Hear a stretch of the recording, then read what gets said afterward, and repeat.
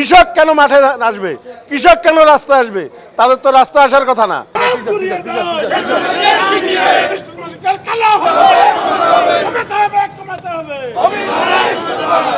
আজকে এখানে আমাদের এখানে বিক্ষোভ সমাবেশের মূল কারণ যে খামারবাড়িতে কৃষি বিপণনের ডিজি মহোদয় একটা সুন্দর কমিটি করে দিয়েছে সারা দেশে ভাড়া নির্ধারণের।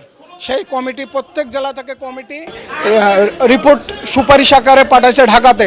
আজকে প্রায় 1 মাস হয়ে গেল ঢাকাতে রিপোর্ট গেছে, এ পর্যন্ত কোনো রিপোর্ট আলোর মুখ দেখছে না, কোনো অবস্থাতেই তারা কোনো কর্ণপাত করতেছে না। যার জন্য আমরা আজকে আমাদের রংপুরে বিভাগীয় অফিসে জানান দিতে আসলাম যে এটা যেন ত্বরিতগতিতে অনতিবিলম্বে আমাদের এই রিপোর্টকে কার্যকর করা হয়। রংপুর থেকে 3 টাকা 43 পয়সা কেজি রিপোর্ট দেওয়া হয়েছে, আর মনে করেন ওনারা 6 টাকা 75 পয়সা মালিক পক্ষ নিচ্ছে, এবং উল্টা ওরা আরও চাচ্ছে যে ভাড়া বাড়ানোর জন্য। যেখানে কৃষক গত 2 বছরে মনে করেন যে কৃষক প্রায় শেষ, তার আগামী বছর মাঠে যাবে এ ধরনের কোনো ব্যবস্থা নাই।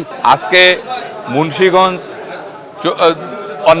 অন্যান্য যে ডিস্ট্রিক্টগুলো আছে সেখানে ভাড়া 5 টাকা করে আদায় করতেছে, কিন্তু আমাদের এই শুধু রংপুরে 6 টাকা 75 পয়সা করে আদায় করা হচ্ছে। কিন্তু আমাদের রংপুরেই ক্লোস্টার অ্যাসোসিয়েশনের সভাপতি থাকার পরেও আমরা এইটা কোনো সহায়তা তার কাছে আমরা পাচ্ছি না।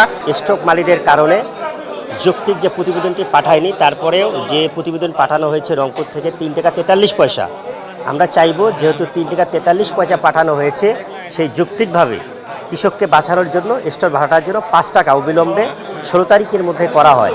যদি করা না হয় তাহলে কৃষক আন্দোলন হয়তোবা মাঠে ঘাটে ছড়িয়ে যাবে। সেই ক্ষেত্রে আমরা কৃষকেরা এবং ব্যবসায়ীরা সিদ্ধান্ত নিয়েছি 16 তারিখের মধ্যে যদি সিদ্ধান্ত না আসে তাহলে 300 টাকা ভাড়া দিয়ে স্টোর থেকে তাদের আলু বের করবে। আমরা রংপুর জেলা আলু চাষী ব্যবসায়ী সমিতি আমরা সবাই বসে আমরা 5 টাকা নির্ধারণ করে দেওয়া হবে।